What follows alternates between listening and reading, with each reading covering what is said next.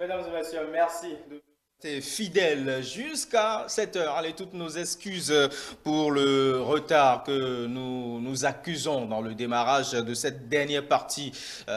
C'est indépendant de notre volonté. Actualité oblige, on a dû procéder à des réajustements techniques. Allez, finalement, je me retrouve en plateau avec mes débatteurs de vendredi, mes inconditionnels de vendredi. Roméo Aïssegbe, bonsoir. Bonsoir, monsieur Sosopé. Bonsoir chez vous. Allez, l'autre qui est fidèle au poste les vendredis, c'est bien sûr Innocent Godonou. Bonsoir, Innocent. Bonsoir, monsieur Abdias Sosoukwe. Bonsoir chez vous, chers téléspectatrices, téléspectateurs. Nicolas Sopetin, bonsoir. Bonsoir à Abdias, bonsoir aux amis et bonsoir à tous les démocrates de ce pays. Nicolas, qu'est-ce qui vous rend aussi timide comme ça ce soir? Non, bon, c'est peut-être l'apparence, sinon je garde toujours la forme. Et tout va bien. Ah. Très bien. Allez, deux sujets à l'agenda ce soir. Élection générale de 2026, consolider la paix malgré les clivages politiques. Deuxième sujet, service de soins gratuits à Banikwara. L'armée béninoise renforce ses liens avec les populations. Le premier sujet, bien évidemment, élection générale de 2026, consolider la paix malgré les clivages politiques est un sujet assez passionnant. En tout cas, j'ai pris le plaisir de le remarquer en étape de briefing avec mes trois invités. Roméo, aujourd'hui, la seule chose qui nous reste, la seule chose que nous devons préserver, c'est notre nation. Et notre nation en paix. Il faut préciser cela, puisque c'est ce que le Béninois a de particulier et de plus cher que nous vendons au reste du monde. C'est que quelle que soit l'actualité, quel que soit l'enjeu des élections, lorsque le Béninois commence à manifester ses préférences, le Béninois arrive à s'imposer des limites, quitte à ce que cela ne puisse pas empiéter sur le vivre ensemble et avec son voisin, son vis-à-vis. Vous savez, le Bénin est l'un des rares pays d'Afrique où vous pouvez rencontrer dans une même maison, je veux parler d'une famille, une petite famille, père, mère et fils, et chacun d'eux a leur candidat. Nous en avons connu même jusqu'au niveau des leaders. J'en veux pour preuve la famille Soglo dans ce pays. Nous avons assisté à des joutes électorales où le papa avait fait son choix, c'est en 2016, la maman a fait son choix, les deux fils, chacun d'eux a fait le choix, et pourtant, tous dorment dans la même maison. Et donc, il n'est jamais arrivé qu'on ait assisté à ce que cette famille s'est divisée. Et c'est l'image que nous projetons, et c'est l'image que nous devons conserver en République du Bénin. Cela va de bon ton parce que ces dernières années, il est arrivé que nous avions failli perdre cette habitude qui est précieuse aux Béninois, mais heureusement que ces derniers temps, nous avons, surtout en 2023, nous avons vu revenir cette ambiance, cette joie de vivre ensemble et de participer au jeu. Ça ne veut pas dire que les perdants n'ont pas de pincement au cœur, mais l'ambiance avant, pendant et après, nous reconnaissons que nous sommes les mêmes et du nord au sud. Je crois que c'est ce que le Béninois a toujours eu. Et donc, c'est notre marque, oui. Nous préservons notre nation et j'en suis fier. C'est là, d'ailleurs, la fierté d'être Béninois. Nous avons transcendé des moments difficiles, même avant de connaître la période démocratique. Et nous avons pu vaincre toutes ces fatalités au moment où tout le monde attendait que les mouches volent sur les villes et les quartiers de ville. Mais le Bénin a réussi à rehausser le niveau du vivre ensemble, à rehausser le niveau de la conservation de la paix malgré les divergences, malgré la division que la politique impose par nature, par essence. Et c'est ce que nous avons de plus cher et c'est ce que nous devons préserver toujours et toujours. Et encore, en 2026, cela s'impose. Nicolas Sopetin, nous retrouvons à l'orée d'une année électorale. C'est vrai que les instances qui organisent les élections travaille déjà. Du côté de la population, on veut voir des élections où chacun a sa chapelle politique présente. Et puis finalement, on n'oublie pas que nous avons tous la responsabilité de préserver notre nation, de préserver le Bénin, de garder le Bénin dans son état d'intégrité. Merci, Monsieur Abdias. Je voudrais tout particulièrement vous remercier parce que ce sujet que vous nous soumettez en réflexion ce soir me paraît très important et très capital. Où que nous soyons, où que vous soyez, fils du Bénin, je pense que c'est très important de savoir que la paix est quelque chose de très précieux qu'il faut rechercher à tout prix. Pourtant, à mon humble avis, il faut se la définir, ce que c'est que cette paix.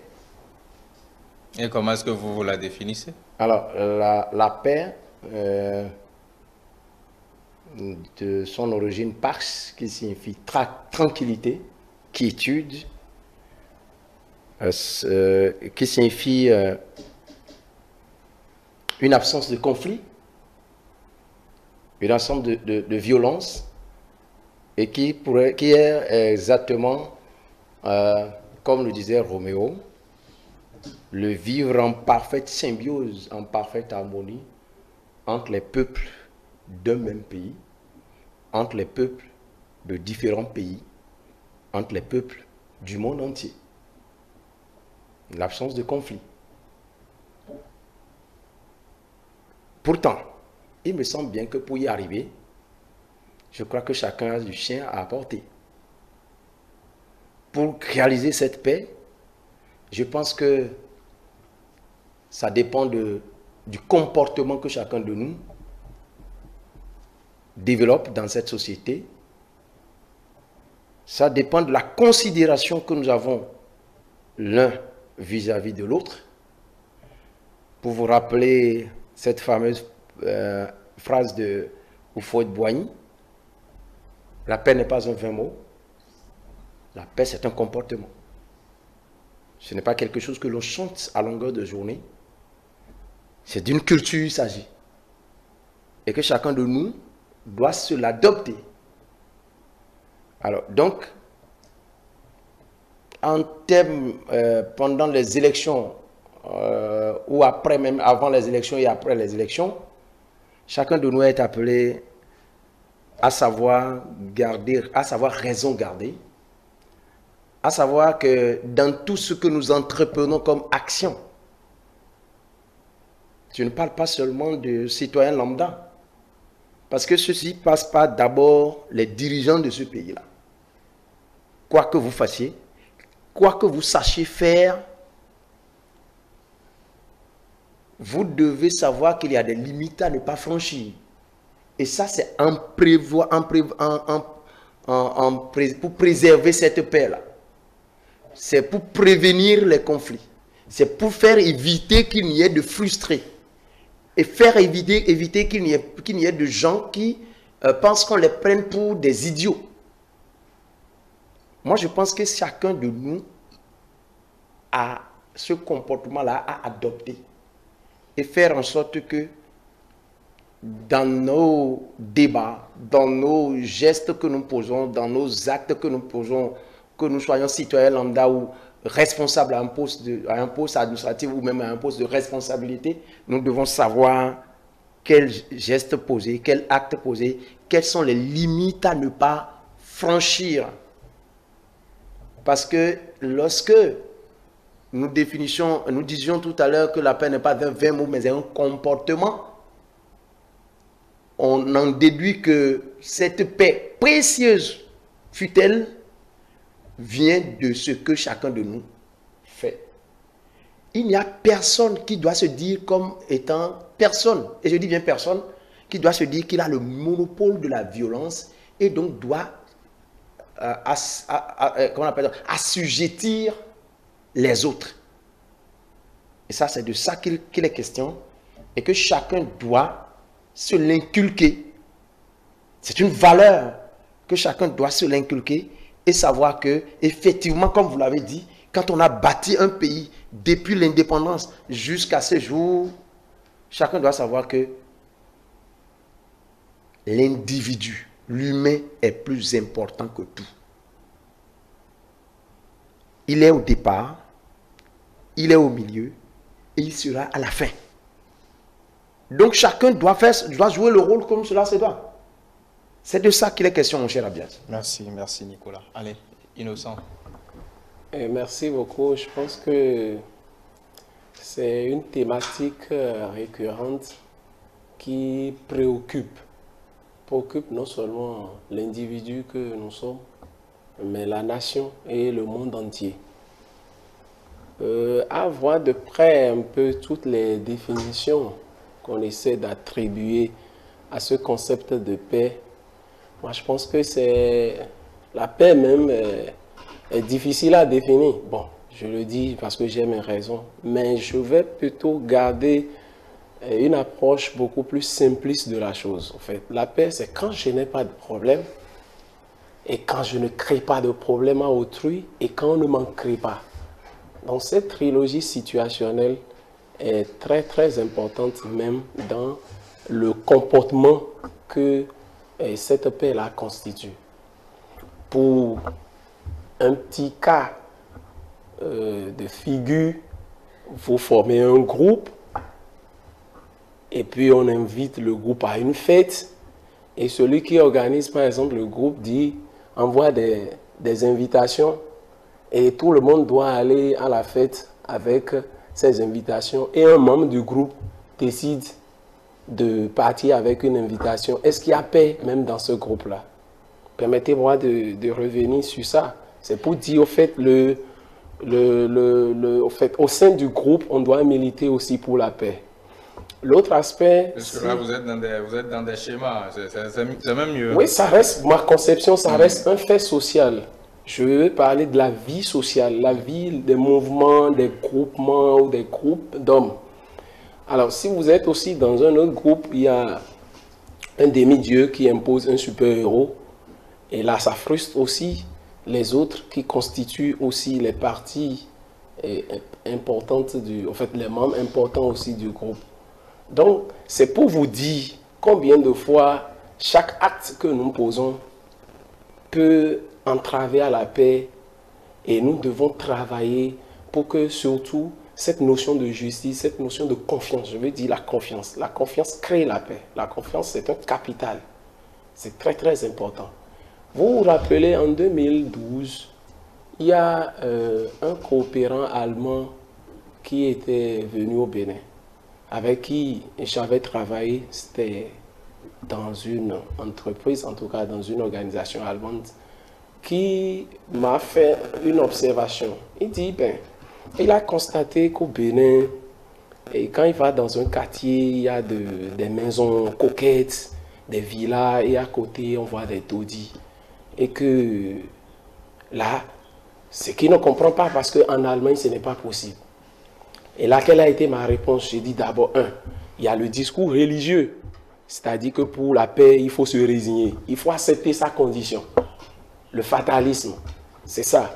Et il y a aussi l'éducation, c'est qu'il faut, d'une manière ou d'une autre, aussi non seulement accepter sa condition, mais surtout travailler. Travailler pour mériter réellement le bonheur. Mais en réalité, dans une république, il y a des gens qui décident du bonheur, ils décident de la paix. Et si des décisions ne vont pas aussi dans le sens de la consolidation de la paix, c'est qu'il y a problème. Je vais peut-être revenir aussi sur un fait historique que vous connaissez très bien. Au Rwanda, il y a la radio des 1000 collines qui a diffusé des messages pour stigmatiser une ethnie dans un moment crucial. Et cela a entraîné le génocide rwandais. Nous traversons un moment très critique, un moment de turbulence. Et nous devons garder en tête que la paix reste un vain mot. À travers les réseaux sociaux, il se fait aujourd'hui qu'on est en train de stigmatiser les gens d'une région donnée. On a même allé remonter à l'histoire pour parler de 2 rois et qu'un roi se retraite et que cela devient maintenant une problématique qui se laisse traîner. Je pense que nous devons arrêter ça. Parce que pour construire notre société, nous ne devons pas construire notre société sur les clivages ethniques, sur les clivages politiques. Parce qu'au-delà de tout ça, le Bénin a opté pour la démocratie. Et la démocratie, c'est la pluralité aussi des conceptions, la pluralité des voix. Donc, je sais que le Béninois a un génie créateur, le peuple béninois a un génie créateur.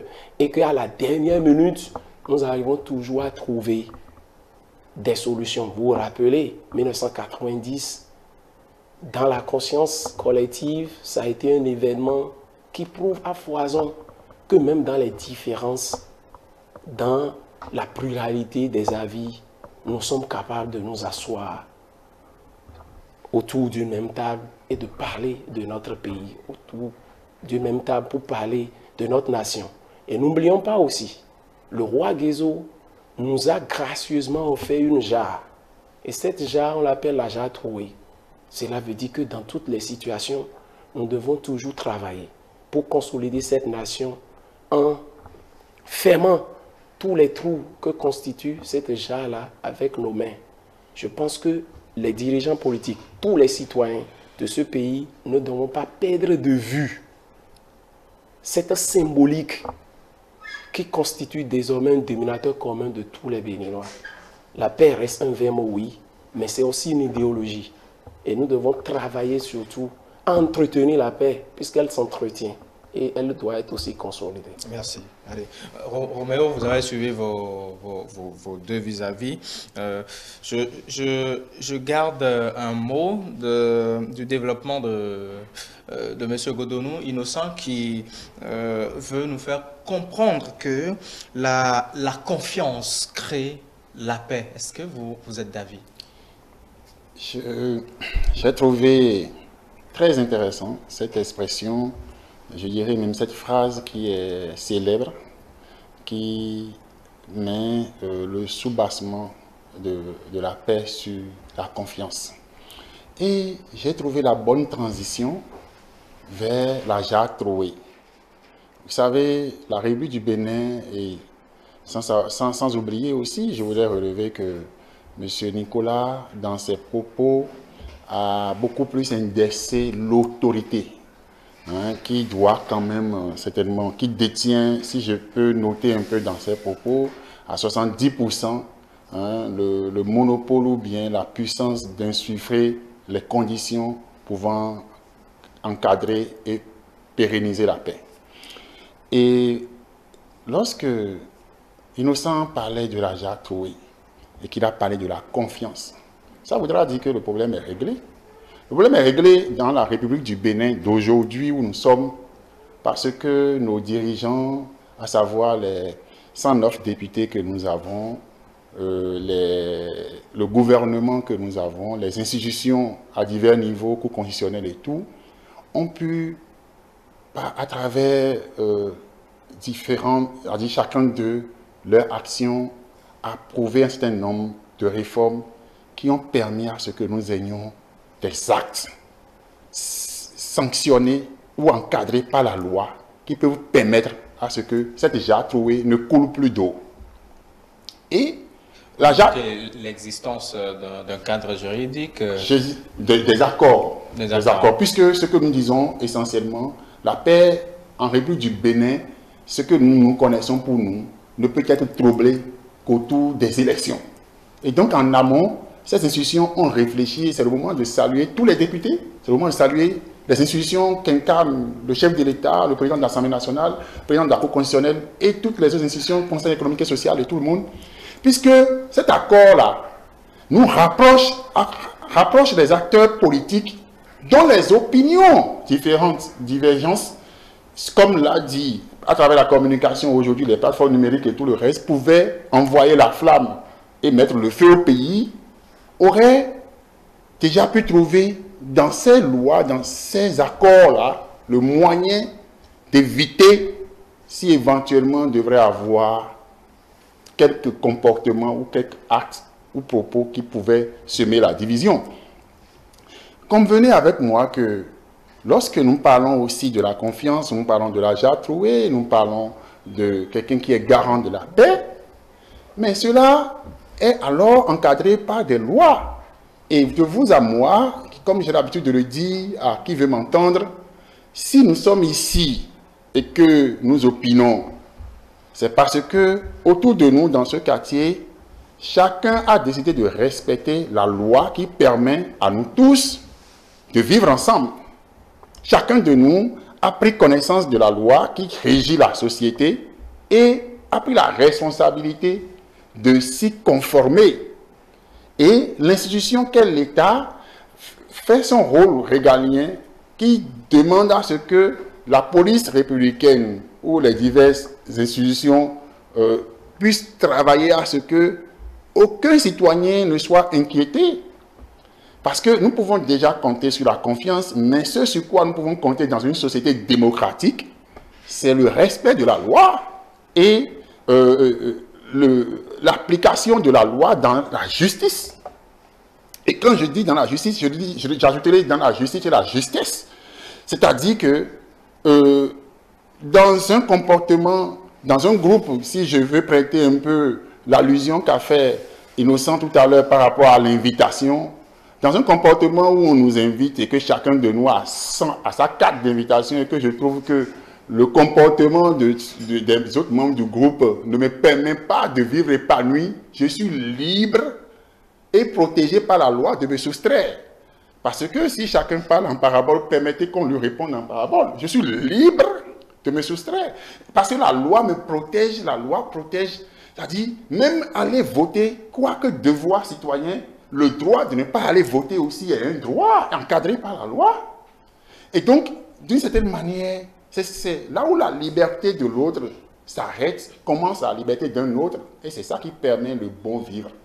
Et comme nous le sentons tous dans les feux tricolores, dans la circulation, nous avons tous nos engins différents. Vous pouvez avoir Ferrari pendant que moi j'ai mon taco, mon vélo. Si le feu rouge s'allume, ça s'allume pour vous. Si c'est le vert pour moi qui suis sur mon vélo, je passe. Si je suis piéton et que le vert s'allume pour moi, je passe. Peu importe que vous ayez Ferrari ou que vous roulez dans un véhicule de 120 milliards ou pas.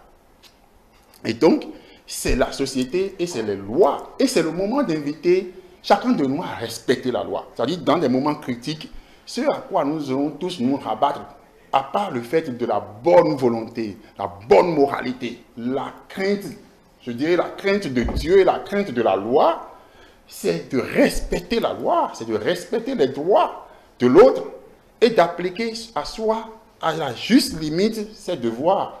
Et c'est cela. Éviter au maximum également les comportements qui tendent vers le régionalisme. C'est vrai que quand ça arrive, vous savez, je ne sais pas si vous l'avez vécu chez vous, mais moi, avec mes parents, lorsque papa est fâché, père à son âme, et quand vous posez un acte où papa est fâché, en voulant c'est-à-dire vous punir, peut-être verbalement, il dit c'est normal. Les gens de chez tes mères, là, c'est comme ça, ils se comportent. Vous ressemblez à vos oncles. Vous ressemblez à vos oncles maternels. Voilà. Et donc, déjà, au sein de la famille même, cette unité, il y a ces propos qui viennent. Mais dans des conditions, ça fait rire, mais dans d'autres conditions, ça pouvait soulever. Et on peut dire, dans les périodes électorales, lorsque je vois quelqu'un vous dire, vous les mangez de porc, là, dans d'autres contextes, il va rire. Mais dans d'autres contextes, il va prendre ça à mal et s'énerver. Et c'est pour ça que quand la période ne s'y prête pas, moralement, nous devons savoir mesurer nos propos et savoir que l'unique nécessaire que nous devons tenir après tout, c'est que nous devons nous revoir au lendemain de la fête. Quels que soient les résultats du moins, l'obligation de nous revoir, le devoir de s'asseoir et de discuter pour trouver les issues est nécessaire. Et la preuve, le Bénin en a déjà fait. La preuve, c'est vrai qu'il faut le répéter. Pour d'autres qui votent pour la première fois, c'est important pour ce plateau que vous faites et je vous remercie d'ailleurs. Mais il faut le répéter parce que la répétition est aussi, je dirais, la droite ligne, le vecteur principal de l'éducation. Et donc, c'est le moment pour chacun de nous de reconnaître que si nous voulons ce Bénin de paix que nous désirons, ce Bénin développé, parce que c'est une chose, tout le monde apprécie les infrastructures poussées qui sont sorties du sol et les différentes réalisations ces 9 dernières années. Mais dites-vous que si la paix déserte le forum, tout cela pourrait être réduit en cendres. Et les endroits les plus beaux pouvaient être recolonisés par la brousse et les ordures, parce que l'absence d'humains aurait créé tout ce désordre-là. Et la sécurité... Sauf qu'on n'ira pas jusque-là. C'est pour ça qu'il nous faut éviter au maximum et j'interpelle d'ailleurs nos leaders politiques, parce que ça a commencé, hein, vous avez bien fait d'amener, ça a commencé avec la technologie aujourd'hui, avec l'IA, où en prenant la photo de X ou Y, on peut le faire parler, alors faisons attention, parce que avec cette possibilité où les gens peuvent déjà créer des vidéos fictives à partir des images réelles, que vous-même, en tant que responsable... On peut retrouver Roméo en train d'adhérer à un parti pour un parti. Voilà, et tout le monde sait que je ne peux jamais adhérer aux démocrates, par exemple, qui ont salué tout le monde sait que je ne vais jamais faire ça. Sauf qu'avec l'intelligence artificielle. On peut déjà même me donner un logo en main avec le flambeau, avec le feu, pour tout ça. Mais bref, c'est pour dire qu'avec cette possibilité technologique, que le leader politique se lève et consciemment lance lui-même de façon réelle des fausses informations, c'est grave. C'est-à-dire, même si vous dites la bonne, les gens sont capables de transformer ça en mauvaise, mais que vous-même, de façon responsable, vous affichez ou vous écrivez des choses qui ne sont pas. Là, vous n'êtes pas pour la paix. Et là, moi, je vais appeler les institutions à jouer leur rôle le plus rapidement possible. Vous voyez par exemple la rapidité avec laquelle le tribunal a agi dernièrement par rapport, en intervalle de 24 heures, par rapport à quelqu'un qui s'est senti lésé dans ses droits. J'aurais voulu que, pour veiller sur la paix, là, que les institutions soient aussi rapides et proactives pour régler et empêcher que nous ayons les scènes à l'image de celui que nous avons vécu en 2019. Merci Roméo. Allez, après Roméo, je m'en voudrais de ne pas donner la parole à mon cher Nicolas qui d'entrée s'est adressé aux autorités du pays. Cette fois-ci, Roméo évoque la responsabilité du citoyen en considérant les réseaux sociaux. Qu'est-ce que vous en dites?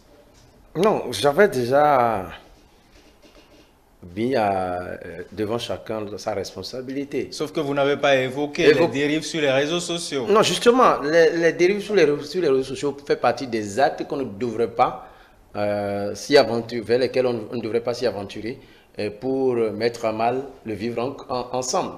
C'est de ça que je parle. Maintenant, j'ai suivi des développements qui m'ont fait marrer et qui m'ont fait réfléchir à la fois. En fait, je me dis, moi, je veux surtout rester dans la globalité. Je ne veux pas indexer X ou Y. Parce que lorsque vous évoquez les événements que nous avons vécus ces dernières heures, je pense qu'on peut être amené à d'autres suspicions, à d'autres considérations qui nous fait rappeler un certain nombre de souvenirs qui, ma foi, ne sont pas d'une nature à être rappelés même ici. Nous avons les élections à venir. On fait tout et on met tout en œuvre pour que ce que nous avions vécu ne nous arrive plus. C'est de ça qu'il est question. Moi, je ne veux même pas savoir. D'abord parce que quand vous parlez de la loi, vous parlez de la démocratie, que vous respectez la loi, mais la question se pose. Laquelle? Toutes les lois nous rendent-elles libres? Non, s'il vous plaît, est-ce que toutes les lois sont-elles réellement même lois? Je vous rappelle un auteur, Spinoza. Spinoza disait ceci: un État libre est un État dont les lois sont fondées sur la raison. Un État libre est un État dont les lois sont fondées sur la raison. La raison voudrait que dans un contexte comme le contexte électoral, qu'il y ait des considérations qui, par exemple, ne soient pas de nature à faire penser à l'autre que il est lésé ou il sera lésé. Je reprends. Quand on dit que les lois doivent être fondées sur la raison, c'est-à-dire que quand vous prenez la loi de fond en comble, dans la forme comme dans le fond, c'est que l'autre, en l'interprétant comme vous, ne se dit pas, à ça, je suis lésé, je serai lésé. Je vais vous dire ceci. Par exemple, déjà, il faut clarifier juste un petit truc. Vous voulez passer à une clarification conceptuelle? Oui, la loi, quand on parle de la démocratie, on parle des lois. S'il vous plaît, il y a les lois de la démocratie et il y a la démocratie des lois. Qu'est-ce que ça veut dire? Les lois de la démocratie sont les principes basiques.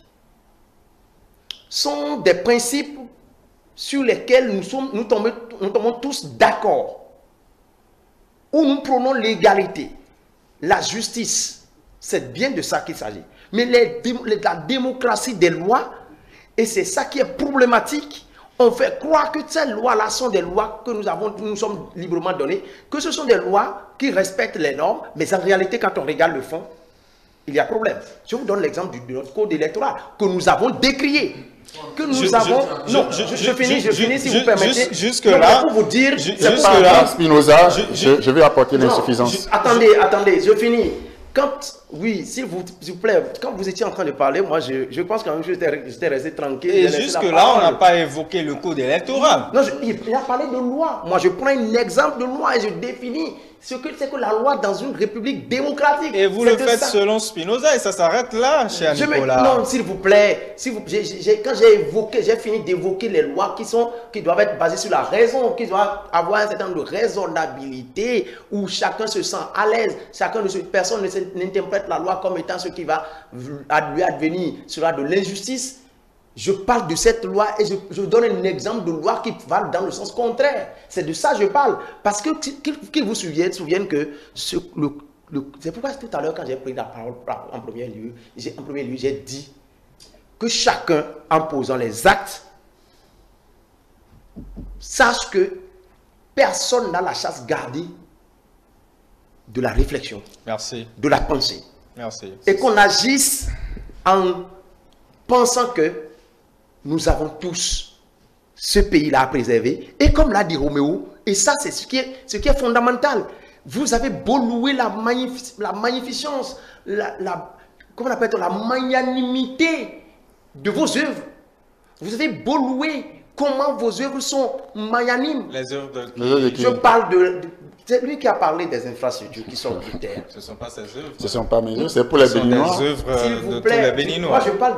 Est-ce que vous me comprenez? J'ai dit, je n'ai jamais dit Roméo. Je n'ai jamais dit le président Patrice Talon. Je dis, vous avez beau magnifier vos œuvres. Mais s'il vous plaît, quand ça capote, comme il a dit, allez voir le Népal. Allez voir Madagascar. Allez voir le Népal surtout. Ces trucs-là n'auront aucune valeur lorsque ça capote. Et je dis qu'on ne devrait jamais faire des choses qui amènent à la frustration. Je finis pour rappeler une analyse faite par Jean-Baptiste Elias. Vous voudriez bien un respecté de la République que vous connaissez bien, qui a dit par exemple, par rapport au parrainage dont on a parlé, le Bénin est le seul pays au monde où le parrainage est monté jusqu'à 15%. Aucun pays de la sous-région qui évoque le parrainage n'est même pas allé à 10%. Nicolas, merci. Merci. Allez, on va donner la parole. On va donner la parole à. Je donne la parole. Vous gardez le fil de votre développement. Je donne la parole d'abord à Innocent et après on va retrouver Roméo qui va peut-être remonter la pente. Oui. Mon inquiétude est celle-ci.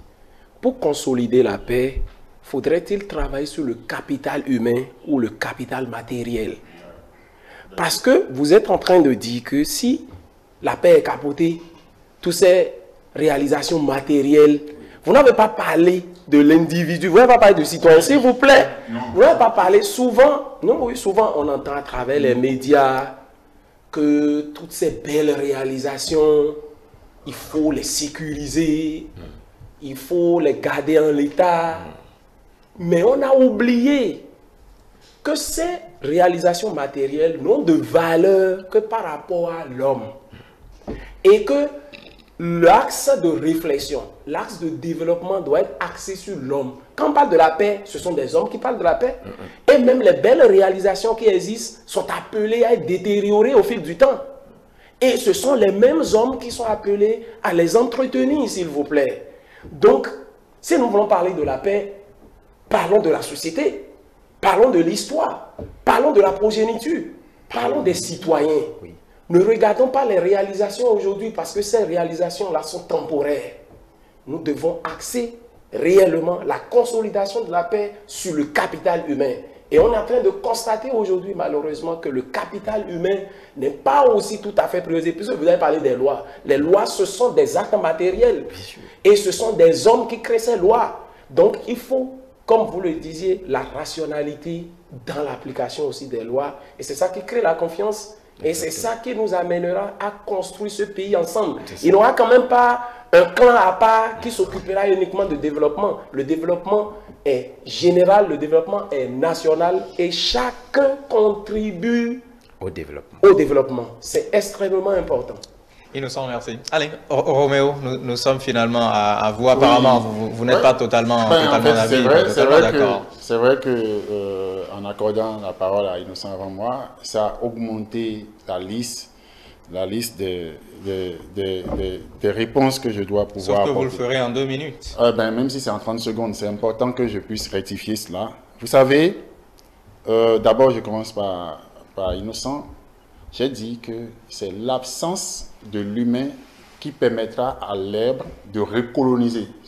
Et donc, tout ce que j'ai dit, puisque vous êtes capté, justement, vous n'avez pas voulu aller dans le sens de l'anecdote donnée par Guézo, vous n'avez pas écouté ce que je dis parce que vous vous êtes donné une position, c'est que vous ne voulez pas vous approcher de la jarre.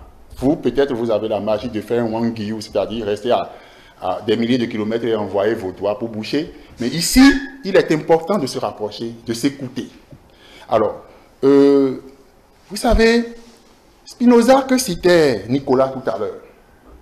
Mais attention, il y a tellement d'insuffisance, et puisque le temps que je dispose n'est pas beaucoup, permettez-moi de dire cette phrase pour que vous puissiez voir dans la citation de Spinoza l'insuffisance. Le coq chante au lever du soleil. Le coq chante au lever du soleil. La raison dira toute autre chose, mais ce n'est pas le chant du coq qui fait lever le soleil. Je fais bref, puisque je n'ai pas beaucoup de temps. Comme vous êtes un philosophe, vous comprendrez que Spinoza est très limité dans sa réflexion. Alors, et pour le dire, mon cher ami, nous avons la possibilité aujourd'hui de vivre ensemble, de construire cette paix, de consolider, de rendre durable cette paix, uniquement si nous acceptons de faire des sacrifices, c'est-à-dire laisser ce qui nous divise, diminuer ce qui nous divise et trouver le minimum de terrain pour lequel nous pouvons avoir des accords. Parce que nous n'avons que le Bénin. Et comme l'a dit le chef de l'État, permettez-moi de le citer, aujourd'hui, les forces en présence en politique, tous, quand vous les écoutez individuellement, ces forces-là veulent construire le Bénin. Ils veulent le bien-être des Béninois. Et pourquoi ne pas se mettre ensemble? Vous allez me dire les théorèmes de l'unité ici, l'union fait la force, quand on prend un brin de balai, ça se casse, quand on met les brins de balai ensemble, on ne peut pas casser. Vous tous, vous allez tenir ces raisonnements-là. Mais lorsqu'on vous demande de vous mettre ensemble, vous dites qu'il y a idéologie et que vous êtes en train de vous écarter du non. Vous êtes en train de vous écarter du sujet. Il a évoqué le code électoral tout à l'heure. C'est le code électoral qu'il a. Le code électoral, justement, le code électoral n'est pas un seul élément dans l'ensemble des textes qui régissent. Justement, vous avez remarqué que j'ai dû fermer ça. Voilà, c'est la même chose, on fera avec vous. Non, moi je ne prends pas en isolé. C'est pour dire que tout ça là ensemble.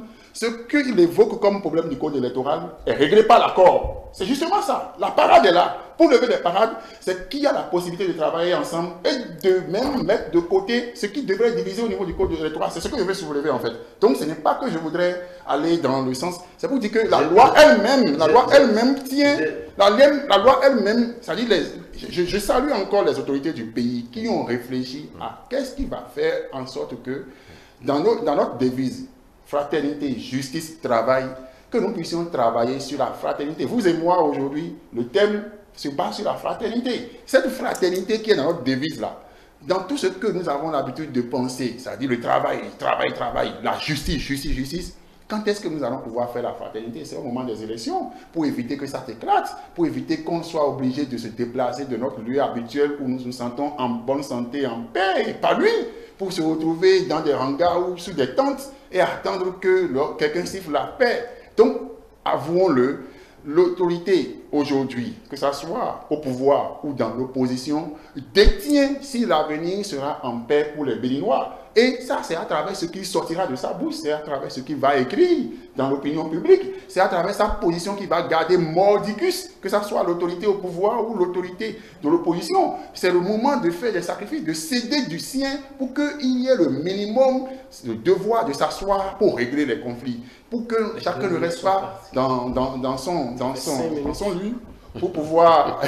C'était la même chose avec vous, sauf qu'il n'a pas, sauf qu'il n'a pas réagi. Sauf qu'il n'a pas réagi. Donc, je taille toujours la page de rien. Sauf qu'en ce temps, il n'a pas réagi. Pour la paix, je laisse de la parole. Pour la paix, je laisse de la parole. Il a dû forcer la main pour avoir la paix. Innocent pour la paix. Oui. Pour la paix, Roméo vous donne la parole. Oui, mais ça fait énormément plaisir. Si à un niveau donné, on est prêt aussi à faire des compromis, des concessions. Et là, je pense que la conception fraternise davantage, consolide la fraternité. Vous avez parlé de fraternité. Mais aujourd'hui, on se complaint à voir son prochain, un concitoyen dans des situations malheureuses et on s'en réjouit. Comment ça? Non, mais ça se passe malheureusement dans cette société-là. Oui. Il y a certaines personnes qui se plaignent, mais on applaudit parce qu'ils sont dans la merde. Mais parce qu'on oublie que cette minorité qu'ils forment, voilà, cette minorité, non, il faut savoir s'écouter. Oui, c'est ça. La paix aussi, c'est la communication. Et là, si on développe cette culture de communication, mais en fait, tout ce qui crée ce que nous déplorons aujourd'hui maintenant, c'est parce qu'il n'y a pas de communication. On fait semblant. C'est-à-dire qu'il faut aller... Non, mais qu'est-ce que nous déplorons? Mais ce qui est sûr, si on parle de la paix, c'est parce que c'est une préoccupation aujourd'hui. Parce que nous allons vers... une année électorale. On est déjà même dans une électorale. On est déjà dans une... Voilà, dans l'année électorale. Et on voit beaucoup de turbulences, on voit beaucoup de choses sur les réseaux sociaux. Donc comprenez aujourd'hui que ça soit une préoccupation. Mais cette préoccupation doit être abordée, surtout dans la communication. Le fait de s'écouter. Parce qu'à un niveau donné, on a l'impression qu'on ne s'écoute plus. On se dit, ben, les lois ont déjà réglé. Mais là où je rejoins mon ami Roméo, c'est qu'il parle d'accord. C'est vrai. C'est difficile pour certains. Mais on est obligé d'aller à cet accord-là. Et ce n'est pas parce que nous avons des points de vue divergents et pour la paix de ce pays, pardon, de cette nation, que nous allons nous refuser de faire cet accord et de faire marche solo. C'est extrêmement difficile puisque c'est ce que les lois aussi recommandent. C'est tant qu'on veut vraiment construire le Bénin. Le Bénin, oui. Allez, Nicolas, pour fermer le sujet. Oui, hein. je vous remercie. De toute façon, c'est de la communication, du dialogue que jaillit la vérité, et même cette paix même dont nous parlons. Je voudrais lancer un appel à toutes les congrégations politiques, à toutes les forces politiques, de savoir faire les choses pour que nous n'arrivions plus à vivre des événements que nous avions connus par le passé. Ça, c'est très important pour moi. Et je vais m'adresser à mes frères, à mes soeurs béninois, autant que nous sommes. Quel qu'en soit le plan que quelqu'un concorde quelque part, ne donnons jamais la chance, encore à qui que ce soit, de tirer sur un seul béninois au Bénin. Ça, c'est très important. Ne donnons jamais la chance à qui que ce soit, pour que ce soit éternellement reconnu, éternellement comme une devise pour nous, plaise au ciel, qu'aucun bain de sang nous éclabousse et nous emporte dans ses flots. Merci de citer Monseigneur Isidore de Souza. Et c'est justement, c'est justement là, on va faire la transition pour passer au second sujet. Les forces armées béninoises en contact avec la population. À Banikwara, les militaires offrent des services de soins aux populations et ça renforce la coopération citoyen-forces armées. J'ai vu, lorsque je vous ai entendu annoncer ce thème, je vais dire, je me suis réjoui parce que de l'image projetée par les forces armées, surtout au front, il serait très difficile qu'on leur accorde le statut d'homme social. C'est-à-dire, c'est un contraste entre les hommes de feu, les hommes qui font régner la paix par le bruit et le feu, par la force, qui en viennent à utiliser leurs 10 doigts qui appuient sur la gâchette pour soigner, pour aider cette population qui justement est secouée depuis un certain nombre d'années à cause de ce que nous savons tous, des délinquants sociaux qui se sont érigés, qui sont arrosés des dénominations de djihadistes ou de terroristes. Alors, ce que j'ai noté, moi, premièrement, c'est cette prouesse parce qu'ils ont posé l'acte dans un cadre. Et lorsque je me suis intéressé pour voir le beau cadre-là qui est dans cette localité, je me suis rendu compte que le pas social a eu autant d'impact, puisque c'est le moment de le reconnaître pour la Fondation Claudine Talon qui a fait construire cet hôpital. Et qui a toutes les commodités. Et aujourd'hui, pour ceux qui connaissent l'efficacité de l'hôpital Kangezo, où il y avait essentiellement les militaires qui soignaient là-bas, qui n'existent plus aujourd'hui compte tenu des infrastructures en cours, j'imagine que c'est ces mêmes compétences que nous avions connues ici, qui ont renforcé les rangs au front et qui soignent nos citoyens, nos frères et sœurs dans cette localité-là. Et pour moi, personnellement, c'est une leçon, c'est une projection, c'est une carte postale du Bénin qui lance autrement au monde et aux pays en guerre la manière dont l'homme en uniforme peut servir la nation autrement. Puisque la plupart de ceux qui sont en train d'être soignés aussi, il y en a parmi eux ceux qui ont été blessés suite aux attaques. Et quand nous disons ça, ce n'est pas forcément les blessures directes par balle. Peut-être que les parents ayant été touchés, la famille est mise dans une condition où la maladie a dû sévir dans la famille. Alors regardez la beauté que ça fait. En tout cas, moi, j'ai commencé par contempler. C'est vrai que je ne suis pas allé sur place, mais à travers les images que nous ont fait parvenir les médias et aussi le simple fait que je me fais l'idée, l'image de ce que ça représente les hommes en uniforme avec leurs armes. Sur eux, parce qu'ils veillent toujours à la sécurité de la localité, mais qui regardent l'homme. Et c'est une belle transition par rapport à ce que vous avez posé, puisque de toute la discussion, c'est l'homme au centre. Et c'est suite à la paix, c'est pour ramener la paix dans la peau, la chair et dans le cœur de la population que ces forces armées que nous connaissons, livrant leur vie déjà au feu, pour pouvoir protéger ces populations, utilisent encore leur savoir-faire pour soigner le peuple. Je crois que c'est à leur actif et je leur dis merci sincèrement. Tout le peuple béninois leur manifeste notre gratitude à travers ma voix. Et je trouve que c'est un exemple qu'on peut exporter également. Et vous faites bien d'en parler sur votre plateau, qui est d'ailleurs très suivi à travers le monde. C'est le moment qu'on sache qu'au Bénin, les forces armées ne font que justement tirer sur les gens récalcitrants, mais les forces armées soignent. Sauf qu'ils ne tirent pas. Non. Nos amis ont fait des préfigurations, des cas que nous avons regrettés. Mais je trouve que nos forces armées lancent les images d'eux aujourd'hui qui nous permettent d'effacer définitivement ce qu'on peut retenir d'eux. Mais naturellement au Bénin, nous avons une bonne image des forces armées. Le général Mathieu Kérékou, tout militaire qu'il est, a gardé ce pays pendant, je crois, 27 et nous savons ce que c'est. Ce que ça a donné. Allez, merci Roméo. Innocent, le chef d'escadron Kwasi Kacha et ses hommes, au-delà d'apporter du soin, des soins, apportent également des médicaments à ces populations-là qui partagent des frontières avec deux pays, le Burkina et le Niger, zone qui est souvent attaquée par ces hommes de mauvaise foi. Je pense que c'est un grand acte d'héroïsme. C'est un acte républicain. Et permettez-moi de rentrer un peu dans l'historiographie de l'armée béninoise qui s'est métamorphosée au fait. Vous savez, de 1960 à 1972, c'était une armée coloniale, même si on était encore à l'ère de l'indépendance. De 72 à 90, c'était une armée à l'idéologie marxiste et léniniste. Maintenant, de 90 à 2016, c'était la grande muette.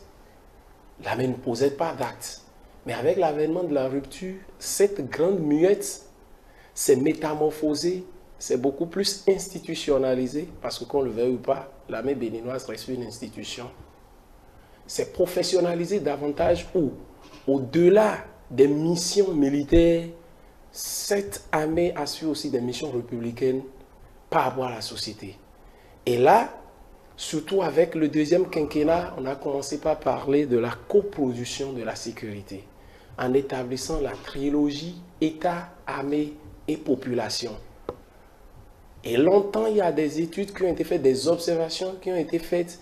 La population perçoit l'armée comme une structure défensive, alors qu'en principe, avec les formations que nos officiers reçoivent et surtout avec les accords de coopération militaire, je pense que cette armée a changé complètement au fait d'envergure, de dimension. Elle s'est beaucoup plus professionnalisée, elle s'est beaucoup plus rapprochée du peuple, et dans des situations de détresse, l'armée se déploie pour apporter véritablement sa pierre, apporter vraiment le salut, apporter le bonheur, apporter surtout une assistance de qualité. Mais ce que nous venons de voir, c'est un événement historique. Ces gens qui sont habitués aux armes, à la manipulation des outils de guerre, des équipements de guerre, vont maintenant montrer une certaine générosité, une certaine humanité. C'est ça qui est très important. On veut voir chez le militaire une humanité, un acte humanitaire. Parce que longtemps on dit ce sont des gens qui font du bruit, ils sont toujours dans la violence. Aujourd'hui, je pense que notre armée s'est métamorphosée et s'est mise au service de la nation, au service de la population. Et vous savez, ce n'est pas le premier acte qui a été posé, il y a bien d'autres actes. Ce n'est pas le premier de ce genre. Ce n'est pas le premier justement de ce genre. Et surtout que quand on a essayé de restructurer aussi un peu notre armée à travers les réformes où les militaires qui étaient allés au front pourront recevoir des distinctions de la part des autorités militaires, de la hiérarchie militaire, ça a créé véritablement un changement, une transformation de la perception de cette institution républicaine qui fait la fierté du Bénin parce que, et à l'échelle internationale, notre pays, notre armée est fortement utilisée dans les missions onusiennes et reçoivent véritablement, pourquoi pas, des distinctions honorifiques. Innocent, merci. Allez, je vous en prie. Nicolas. Oui, bon, on a tous vu cet acte de l'armée béninoise. Pour moi, c'est effectivement un acte de grande portée pour ce qu'on sait de nos militaires. Et donc, je voudrais saluer cet acte qui permet de changer, comme l'a dit mes co-débatteurs, l'image du militaire vis-à-vis de leurs concitoyens, qui permet cette collaboration qui devrait avoir lieu, parce qu'il faut le souligner aussi. Cet acte n'est pas anodin, ce n'est pas un hasard. Dans le cadre donc de ce que Godonou disait, à savoir la coopération entre les forces armées et la population. Cela participe même de la stratégie militaire qui devrait permettre à l'armée d'avoir la confiance de cette population qui doit jouer un rôle déterminant dans le combat qui est le nôtre, dans le combat qui est de notre armée, en ce qui concerne, qu'on appelle-t-on, la situation sécuritaire que nous traversons dans cette zone principalement. Et donc, un geste de ce genre pour dire aussi à la population que l'armée à leur côté n'est pas que n'est pas seulement pour la violence, non, mais aussi pour apporter leur pierre au bien-être et au mieux-être. Et donc, ils attendent alors ce retour de la part de la population qui doit leur apporter les informations nécessaires en ce qui concerne la stratégie de guerre, la stratégie qui va permettre à notre force armée de parvenir à bout de ces malfrats, de ces gangsters. Je voudrais terminer par remercier le chef d'état-major qui récemment a fait une sortie pour demander la neutralité absolue de notre armée dans le processus électoral. Et ça, c'était très important. Je voudrais aussi féliciter le chef d'état-major et le remercier pour cette clairvoyance en cette période électorale. Vincent, merci. C'est moi qui vous remercie. Nicolas, merci. C'est moi. Roméo, merci. Merci. Merci à vous tous qui nous avez suivis. Ce programme va se refermer. Merci du temps que vous nous accordez chaque jour et chaque semaine. Ce numéro, le dernier de cette semaine, va se refermer. Merci à toutes les équipes qui travaillent d'arrache-pied pour que nous vous servions au quotidien. Merci à vous pour votre attention. À très vite.